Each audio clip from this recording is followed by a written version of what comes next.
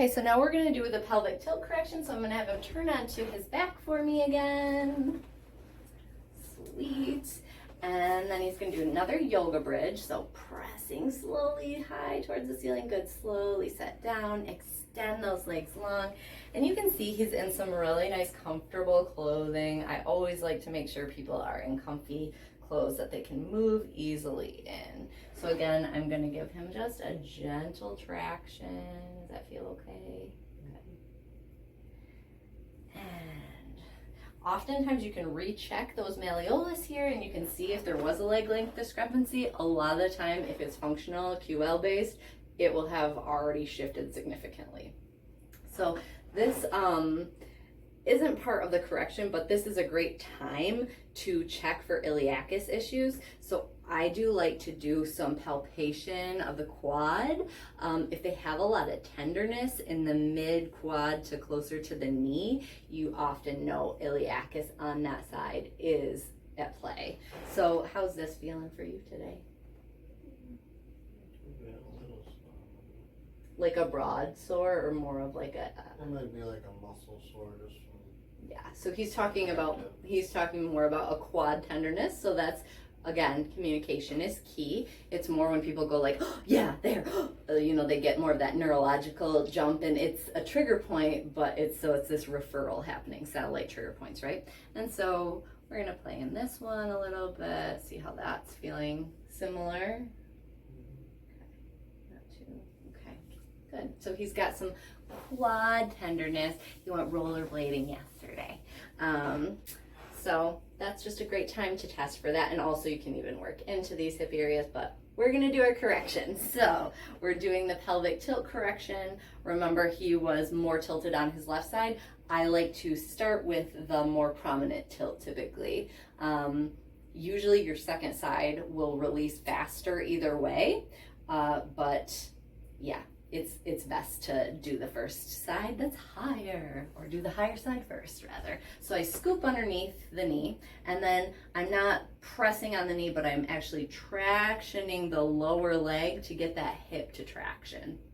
So that again usually feels pretty nice. Nice deep belly breaths in and out.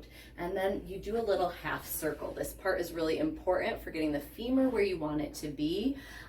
So we do the traction, it's just really gentle, and then this little half moon. So it's traction and down, out and up, a little C shape, a little half moon, and then, or crescent moon really.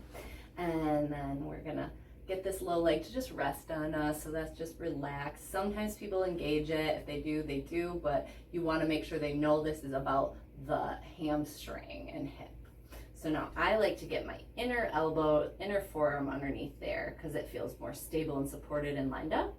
And then you're feeling for that feather edge again. So I could get him way up here, but this is not what we want. Now his muscles are all engaged. I want to see where his feather edge is. So that's the traction and this move. And then we want to just see, oh, there's like the slightest resistance right there. So it's super subtle. Again, you could move, but you don't want to because that is counterproductive. The body goes into engagement, protection. And right now it's just relaxed. So big deep breath into the belly and exhale, press that thigh down into my arm.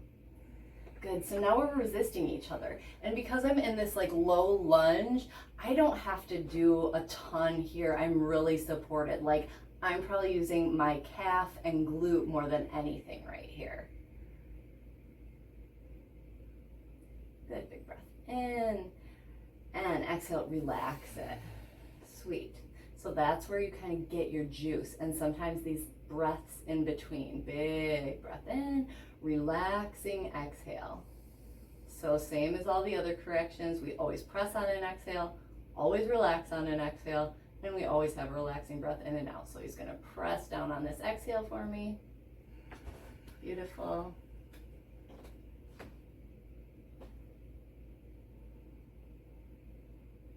Keep pressing, keep breathing.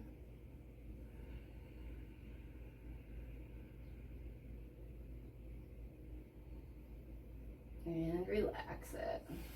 Good.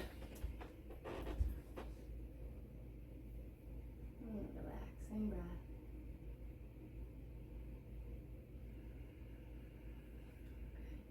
Doing okay? Okay. And again, big breath. And exhale, press.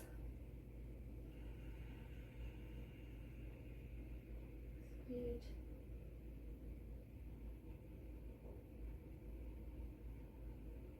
And relax it. Good. Relaxing breath in, relaxing breath out.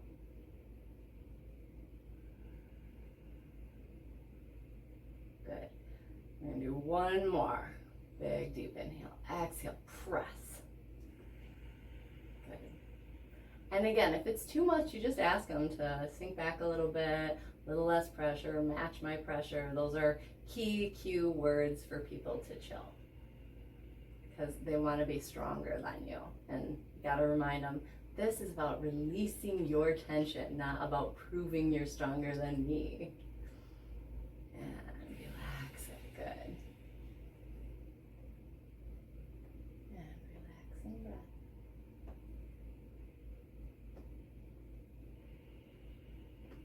Sweet. So you can see he got a really nice gain from where his feather edge was. And that does improve where I could push him to. But again, I don't want his body to go into protection mode.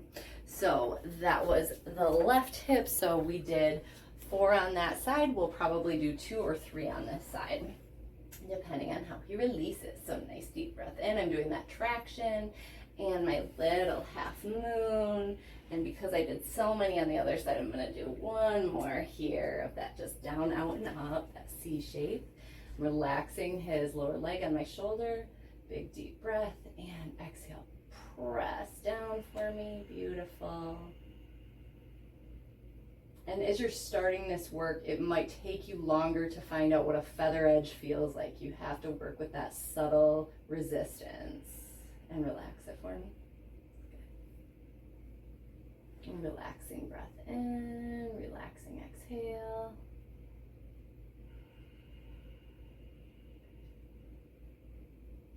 And big deep inhale. Exhale, press. Good. No pain on this side, right?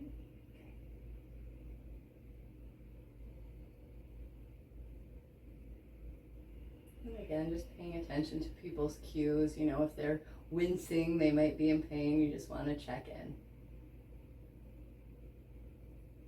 And relax it. Beautiful. So you can see this side went a lot faster. Maybe you can't see that, but it did get a lot more gain, a lot more rapidly. And relaxing breath. Awesome. So it just doesn't need as many repetitions, but that again is your call as the practitioner. So that was the correction for the pelvic tilt, for an anterior pelvic tilt.